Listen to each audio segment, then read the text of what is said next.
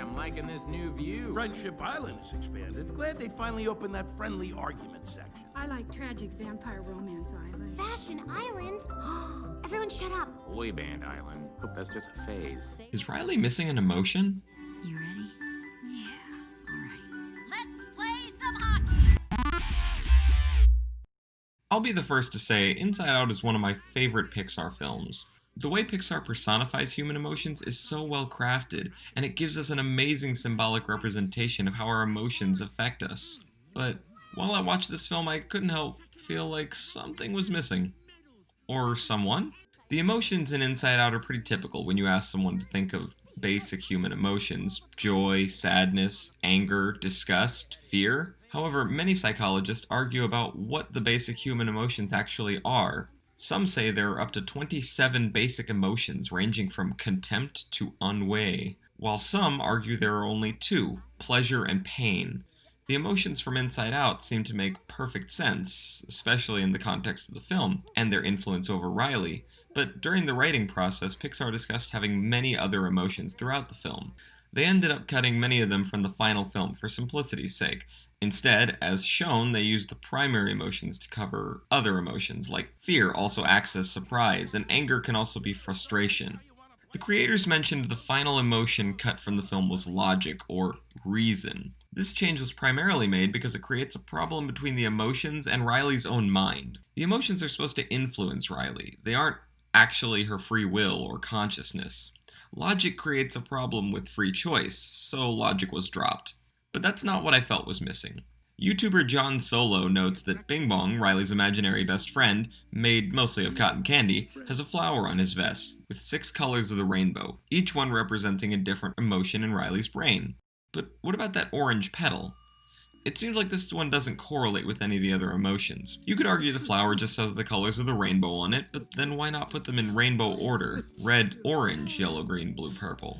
Though this theory is a little loosely based, it got me thinking, what if a new emotion could be formed as Riley grows up? At the beginning of the film, we see joy enter into a black emptiness of Riley's mind. A moment later, sadness appears next to her. The rest of the emotions are nowhere to be seen. It isn't until several years later we see the emotions have joined Riley's headquarters, and it's reasonable to believe these emotions came into being as Riley had need for more basic emotions. It's plausible then to think that maybe it is possible that Riley can create new emotions as she enters her adolescence. It's a bit of a joke at the end of the film when Disgust notes the puberty button, which obviously suggests Riley has not begun her pubescence, which brings me to the emotion Riley is missing: love. Could love be that mysterious orange emotion?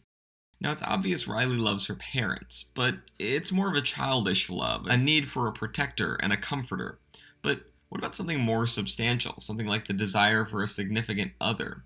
The love you feel towards a spouse is very different from your love toward a parent. Now, the biggest problem with this theory, obviously, is the lack of a 6th emotion in either of Riley's parents' headquarters. This is a reasonable argument, but from a filmmaker's standpoint, adding a new emotion that's never explained in the film would just be confusing to an audience, especially when marketed to children. However, that doesn't mean that love doesn't exist within the mind of Riley and everyone else. But in the context of a girl coming to the end of her childhood, it's reasonable that the addition of love as a character would take away from the larger story Pixar was trying to tell.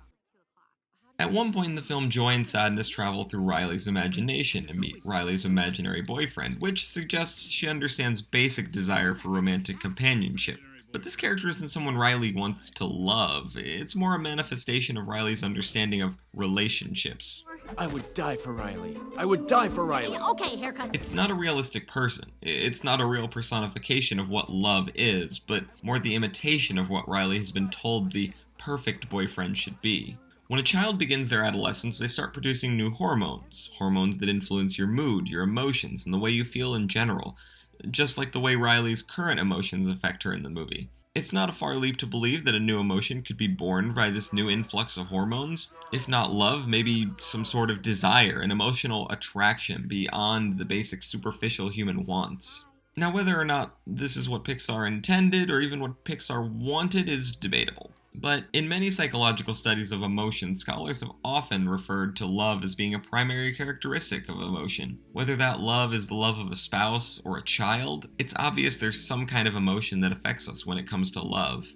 Going back to my reference to Bing Bong again, orange, the color theoretically reserved for love in this example, is a combination of red and yellow, and what's a better way to describe love than happiness of joy mixed with the passion of anger? Not a direct combination between the two, but a middle ground for this new emotion.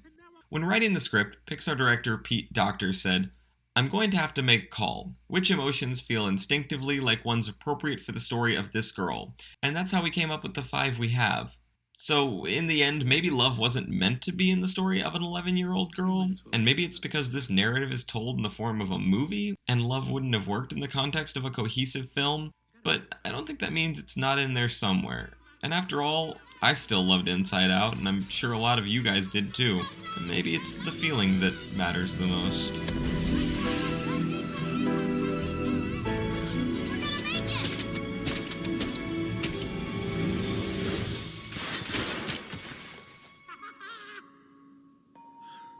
Take her to the moon for me. Okay? Hey guys, hope you enjoyed that episode of Pizza Slice Pop Culture. Make sure you subscribe for more videos of your favorite pop culture channel, Co-Optimistic. We'll see you next time.